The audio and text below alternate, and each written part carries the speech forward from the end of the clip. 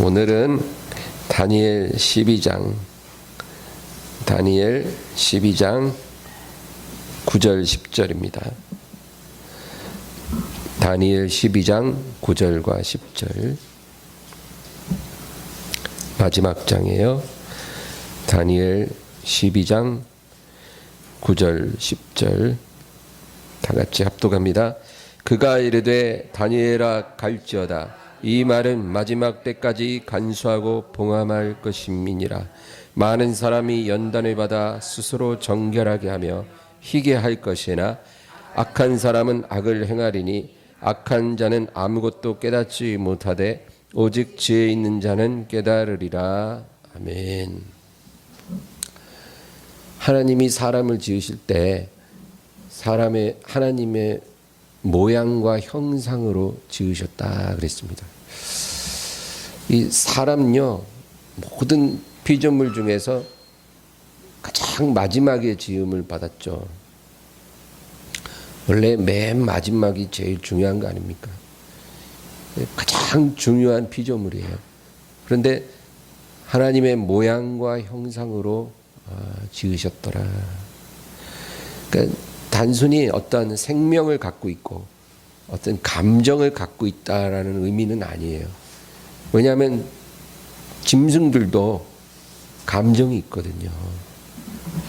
그래서 사람을 하나님의 모양과 형상으로 지으셨다라고 할 때 그 의미는 굉장히 특별한 거예요. 어떤 피조물에게도 없는 사람에게만 부여된 어떤 존귀한 특성이 있다는 얘기죠. 그래서 하나님이 사람을 지으실 때 그 과정을 보면 일반 피조물들하고 굉장히 달라요. 모든 피조물들은 그냥 하나님이 말씀으로 지으셨어요. 빛이 있으라. 하늘에는 해와 달과 별이 있으라. 말씀하면 그냥 생겨나는 거예요. 나무와 꽃들도 있으라. 동물들과 가축들이 있으라. 그러니까 모든 종류의 동물들이 생겨난 거죠. 그런데 사람을 지으실 때는 말씀으로 짓지 아니하시고 하나님이 흙을 가지고 손수 빚으셨어요.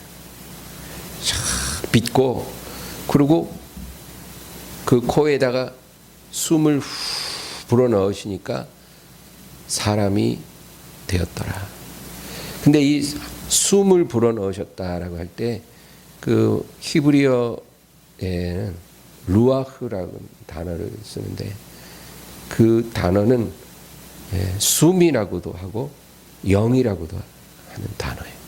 그러니까 하나님이 사람의 코에 숨을 불어넣으셨다는 것은 영을 불어넣으셨다 그 얘기예요. 그 영이 성령을 말하는 게 아니고 사람의 영이에요. 그러니까 저와 여러분 이 흙으로 된 육체 안에 영이 있잖아요. 저도 영이 있고 여러분도 다 영이 있어요. 그 영이 어디서 왔냐? 하나님이 그 코에 불어넣으신 거예요. 짐승들에게는 그게 없는데 사람에게만 그 흙집 안에 영을 하나님이 불어넣으셨다. 그래서 사람이 생명이 된지라. 살아있는 영적 존재가 되었더라. 그렇게 성경이 기록을 하고 있는 거죠. 그래서 사람을 모든 피조물과 동일한 존재로 보면 절대로 안 돼요. 성경은 분명히 사람은 특별한 존재라고 그랬어요. 하나님의 모양과 형상으로 창조되었다. 그렇게 말해요. 그래서 여러분 진화론은 아주 새빨간 거짓말이에요. 그거는 성경이 말씀하는 특별한 존재로 지음받았다는 그 진리를 부정하는. 그래서 사람 하나와 짐승 한 마리가 동일하다는 거예요. 진화론. 그래서 사람의 생명을 아주 하찮게 여기고, 그렇죠? 그래서 진화론은 잘못된 거예요. 창조론이 맞습니다. 성경 말씀은 진리예요. 하나님이 특별히 사람을 창조하셨다. 그래서 모든 피조물들은요, 그들도 하나님이 창조하셨잖아요. 그러니까 하나님의 영광을 반영하는 존재, 반영. 그러니까 무슨 말이냐면, 해는 그 자체로서, 그 광명한 빛을 쫙 비추는 그 자체로서 하나님의 영광을 반영하는 피조물이에요. 그 자체로 하나님을 드러내는 존재다. 여러분, 이 꽃들 보세요. 이런 것들도 다 그 자체로 하나님의 영광을 반영하고 드러내는 존재인 거죠. 그래서 모든 피조물들은 그 자체로, 존재 자체로 하나님의 영광을 드러내고 반영하는데, 사람은 그 존재 자체로 하나님의 영광을 드러내는 존재가 아니고 하나님과 교제하도록 지음을 받은 존재예요. 완전히 달라요. 하나님이 이 꽃들과 교제하시지 않아요. 존재 목적이 하나님과 교제하려고 지음받은 게 아니라 그냥 이렇게 활짝 펴있는 자체로 하나님의 영광을 반영할 뿐이에요. 그러나 저나 여러분은 그냥 가만히 있는 자체로 하나님의 영광을 반영하는 존재가 아니고 하나님과 교제하도록 그 목적으로 지음받은 특별한 존재라는 거예요. 그래서 우리는 하나님을 예배하는 거예요. 하나님을 예배할 때 그냥 형식적으로 그 자리에 앉아만 있는 그런 예배가 아니라 신령과 진정으로 예배드립니다. 그래서 마리아가 주님 앞에 와서 옥합을 깨뜨려 부어드린 것처럼 그런 마음으로 주님을 예배하고 기뻐하는 그런 존재라는 거예요. 그래서 우리가 사람으로 태어났으면 예배해야 돼요. 만약에 우리가 꽃이나 강아지로 태어났으면 예배할 필요 없고 그냥 그 가만히 숨쉬고 살아있기만 하면 되는 건데, 그게 목적이니까 우리가 사람으로 태어났다면 하나님을 예배해야 돼요. 사람으로 태어나가지고 그 목적을 부합하는 삶을 살지 못하고 예배하지 않고 하나님을 찬양하지 않고 사는 사람들은 정말로 지금 잘못 살고 있는 거예요. 그가 이 세상에서 성공했든지 어떤 큰 부를 갖고 있든지 그게 상관없어요. 하나님이 그 사람 보고 성공하고 부를 축적하라고 지으신 게 아니라 하나님과 교제하고 예배하라고 지으셨기 때문에 그렇게 살지 않는 사람들은 다 가련한 인생이에요. 그래서 우리는 하나님을 예배하고 그리고 자기의 생각을 하나님께 표현할 수 있는 존재예요. 그러니까 그냥 뭐 하나님 앞에 와서 엎드려 예배만 드리는 존재가 아니라 하나님과 대화하고 하나님께 내 마음을 표현하고 내 생각을 표현하는 그런 존재라 그 말이에요. 너희가 내게 와서 내게 부르짖으면 내가 들으리라. 그래서 하나님은 우리 기도를 듣기를 원하시고 응답하기를 원하십니다. 여러분, 어느 피조물이 기도하고 응답받는 피조물이 있어요? 강아지가 그럽니까? 호랑이가 그럽니까? 바다의 고기들이 그럽니까? 그런 존재들이 아니에요, 그들은. 그러나 사람은 기도하고 응답받는 존재고, 그리고 하나님의 말씀에 순종할 수도 있고 불순종할 수도 있는 자기 의지를 갖고 선택하는 존재예요. 네. 그래서 하나님이 뭐라고 우리에게 말씀하실 때 우리가 그것을 순종할 수도 있어요. 순종하지 않을 수도 있어요. 하나님이 그런 자유의지를 주셨다. 그래서 여러분, 마귀가 지금 우울증 걸린 거 아세요? 마귀가 우울증 때문에 힘들어한대요. 왜냐면 사람들이 자기 의지로 불순종하는 삶을 살면서 다 마귀 탓이라고. 자기 탓이 아니라 마귀 탓이라고 다 그런다는 거예요. 그래서 마귀가 지금 우울해요. 굉장히 우울해요. 억울한 거야. 화병이 막 너무 깊어지고 있어. 여러분, 마귀가 물론 사람들을 넘어뜨리고 속이기는 하지만 그렇다고 해서 마귀가 막 사람을 불가항력적으로 이끌어가진 못해요. 속여서 자기 발로 따라오게 만드는 거지. 막 우리 멱살 잡고 끌고 가지 못한다 그 말이에요. 하나님이 그렇게 허락을 하지 않아요. 우리는 우리 생각과 행동을 스스로 결정할 수 있는 존재예요. 하나님의 길로 갈 것인지 마귀의 꼬임을 따라갈 것인지 우리가 판단하고 결정할 수 있다는 거예요. 그런 존재예요. 그래서 내 영혼의 운명을 내가 결정하는 거고 나중에 그것에 대해서 하나님 앞에 우리가 책임져야 되는 거예요.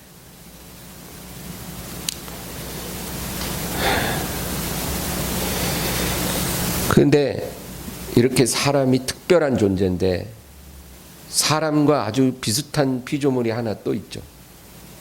천사예요. 천사도 역시 영적 존재고 스스로 선택할 수 있는 존재예요. 또 하나님과 교제할 수 있는 존재. 그러니까 사람과 아주 비슷해요. 그런데 사람과 천사가 다른 점이 뭐냐면 천사는 그냥 하나님이 부리는 영들이죠. 하나님의 뜻을 수행하는 영들이죠. 사람은 믿음으로 하나님과 교제하는 존재예요. 달라요. 천사들에게는 믿음이 필요 없어요. 왜 그러냐면 하나님의 영광을 눈으로 보거든요. 그렇기 때문에 믿음이 필요한 게 아니라 그냥 그 앞에 찬양 드리고 순종하는 그 행동이 필요한 거예요. 그런데 사람은 하나님의 영광을 직접 볼 수 없고 하나님의 음성을 직접 들을 수가 없기 때문에 믿음으로 하나님과 교제하는 그런 존재예요. 그래서 그 믿음에 대해서 하나님이 칭찬해 주시고 우리에게 성령을 더 부어주시고 그 믿음으로 믿음을 인도되는 그런 존재로서 하나님이 부르셨다라는 것. 그리고 또 하나는 예수 그리스도가 천사들을 위해서 죽으신 것이 아니라 사람을 위해 죽으셨다는 사실. 천사를 구원하기 위해서 이 세상에 오신 게 아니고 사람을 구원하려고 이 세상에 오시고 십자가에서 죽으셨다. 그래서 예수님을 믿고 거듭나면 예수님과 연합되는 존재가 되는 거예요. 그러니까 예수님과 동격이라 그 말이에요. 천사는 영원부터 영원까지 그냥 부리는 종일 뿐이지만 사람은 예수님을 믿는 순간 예수님과 동격이 돼요.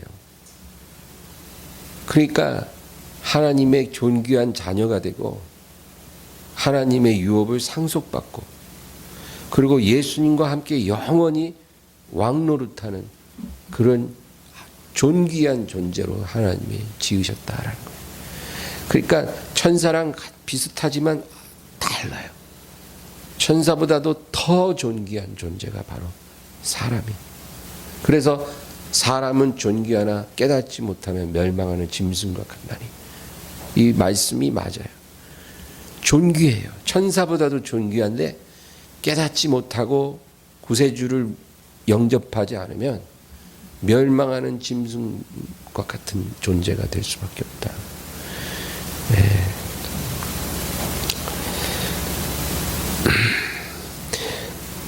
주님께서 사람을 기다리고 계세요. 언제까지? 주의 재림 때까지. 주의 재림이 일어나면 그 기다림은 끝나고 심판이 와요. 그러나 재림이 일어나기 전에는 주님이 계속 기다리고 계셔요. 스스로를 정결케 할 시간을 우리에게 주시는 거예요. 주님 재림 때까지 우리가 그냥 믿음 지키고 사는 것이 목적이 아니고 우리 자신을 정결케 할 그 시간을 주셨다. 그래서 우리가 주님을 기다리면서 나 자신을 정결하게 만들어야 돼요. 그거 우리가 해야 될 목적이에요. 돈을 100억 버는 게 목적이 아니고 나를 정결하고 거룩한 존재로 만들어 가야 되는 그런 책임이 있다. 그 얘기. 우리 죄를 씻는 거는 십자가 보혈로 씻어요. 그러나 내 마음을 정결하게 하는 거는 내 의지적인 결단이에요. 달라요.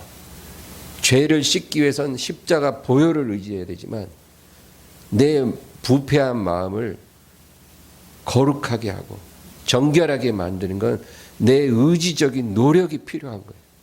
하루아침에 일어나는 게 아니라 일생 동안 우리가 노력해야 내 마음이 정결하게 변화되기 시작한다. 그 말이에요. 이거를 할 수 있는 시간을 하나님이 주셨다는 거예요. 주의 재림 때까지. 그래서 오늘 본문이 바로 그 얘기를 하고 있는 거예요. 10절 보세요. 많은 사람이 연단을 받아 스스로 정결하게 하며 희게 할 것이나 악한 자는 악을 행하리니. 많은 사람이 연단을 받아 스스로 정결하게 하며 희게 할 것이나. 이게 그 말이에요. 스스로 정결하게 하고 희게 할 것이다. 누가 우리를 정결하게 해주시는 게 아니라 우리 스스로 우리를 정결하게 해야 된다. 그 말이에요. 그런데 하나님이 우리에게 시간만 주신 게 아니라 우리에게 연단을 받게 해주신다. 그 말이에요. 하나님이 우리를 도와주시는 거예요.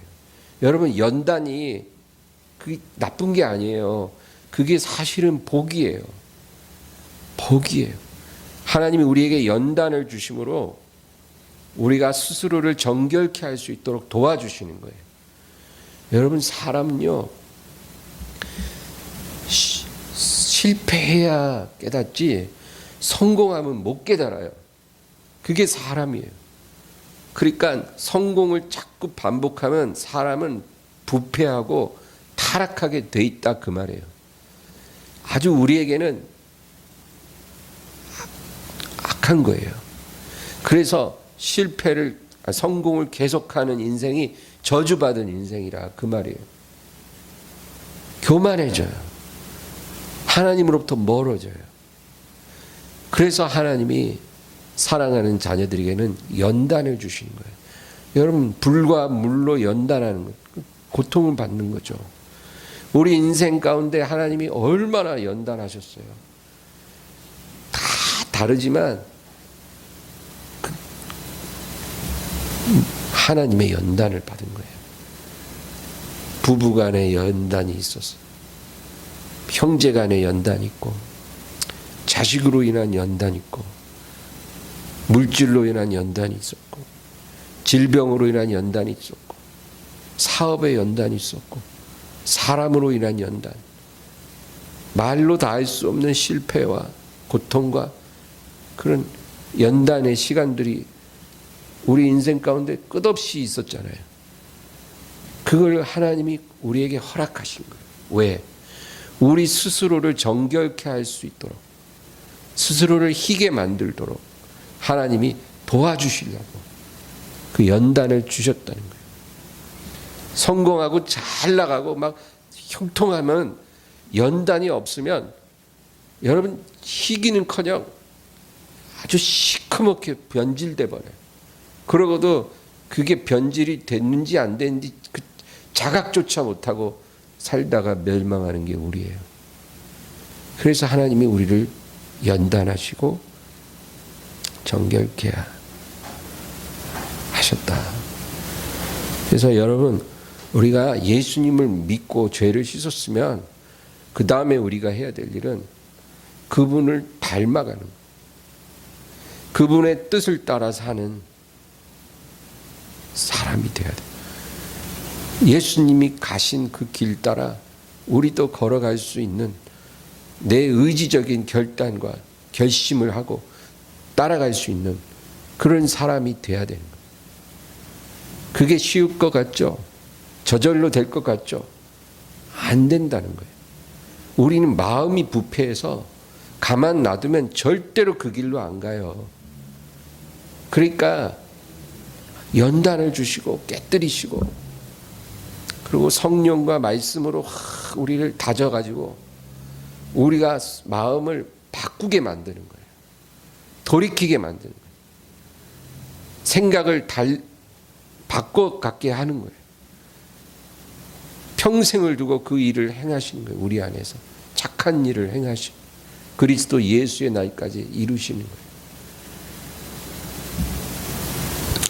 저와 여러분이 지금 그 길을 가고 있다면 우리는 잘 가고 있는 거예요. 여러분 이제까지 살아오시는 인생 동안 어떤 연단을 받았든지 그것에 대해서 감사하길 바라요. 그냥 억지로 감사하는 게 아니라 진실로 감사해야 될 줄로 믿습니다. 정말로 그래요. 그 순간에는 너무너무 아프고 힘들지만 그 연단이 있었기 때문에 우리가 주님을 사랑하고 기뻐하고 그 길을 기뻐하는 사람이 된 거예요. 그러나 훨씬 더 많은 그리스도인들이 그 길로 가기를 거절할 거예요. 교회 다니는 사람들, 예수 믿는 사람들 중에 소수가 그 길을 기뻐하고 자기를 정결케 할 것이고 더 많은 사람들은 그 길을 거절할 거예요. 그래서 악한 사람은 악을 행하리니 악한 자는 아무것도 깨닫지 못하되 오직 지혜 있는 자는 깨달으리라. 여러분 악한 자는 그 길로 계속 간다 그 말이에요. 그것도 자기가 결정한 거예요. 주님이 어서 돌아오 불러도 자기가 그냥 그 길로 가는 거예요.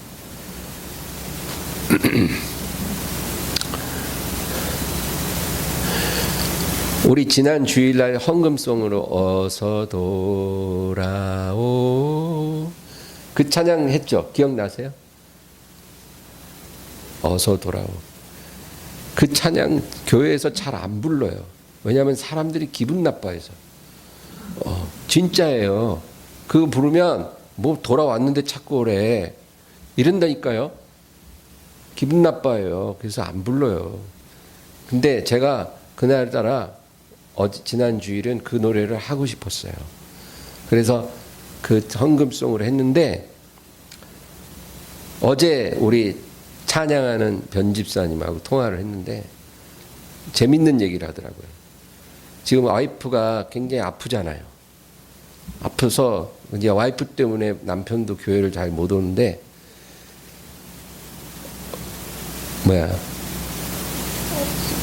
뭐 월요일인가 언제 며칠 전에 그 와이프가 자는데 어서 돌아오 그 노래가 자꾸 들리더래요. 그래갖고 이상하다 하면서 남편한테 얘기를 하더라는 거죠. 그래서 내가 이상하네 진짜. 우리가 주일날 그 노래 불렀건만 그거 1년에 한 번 부를까 말까 노래인데 어떻게 딱 공교롭게 그 노래가 들렸대냐. 좋은 일이 일어날까 보네. 제가 그런 얘기를 했는데 하나님은 지금도 돌아오기를 원해요. 근데 여러분 그게 남이라고 생각하지 마세요. 우리 얘기예요. 우리 얘기. 지금 내가 하나님께 온전히 속해 있다라고 장담하면 안 돼요.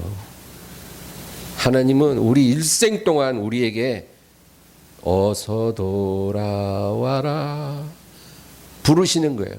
일생 동안. 왔잖아요. 돌아오라. 내 생각과 하나님 생각이 달라요. 하나님이 원하는 선까지 가야 돼. 내게 와라. 여러분 계속 부르고 계신. 근데 영원히 부르시는 게 아니라 주의 재림 때까지만 부르는 거예요. 딱 그때까지만 기회를 주는 거예요. 돌아올 수 있는 기회. 그 시간이 딱 되면 문 딱 닫혀요. 이제 돌아올 기회가 없어요. 그때까지는 주님이 끝까지 10,000번이라도 참아요. 그리고 돌아와라. 네 죄가 아무리 붉어도 그날 전에 돌아오면 넌 살아. 너 깨끗해질 수 있어. 돌아와. 하나님 지금도 그렇게 우리를 부르고 계신데 안 돌아와요. 그럼 누구 때문이에요? 마귀 때문이에요. 이 사람들이 하도 이래가지고 마귀가 지금 우울증 걸렸다니까. 억울해 죽겠네. 나 아무것도 안 했는데 저것들이 다 나 때문이래. 다 자기가 그렇게 결정하는 거예요. 돌아갈지 안 돌아갈지 내가 결정하는 거예요. 탕자가 내가 돌아가리라, 아버지께 돌아가리라 결정하고 돌아왔잖아요. 자기가 결정하는 거예요. 그리고 그 결정이 이제 주님 앞에 책임져야 될 시간이 오는 거예요. 여러분, 계시록 16장 15절 보면 제가 읽을게요. 거기 딱 한 절만 특이한 구절이에요.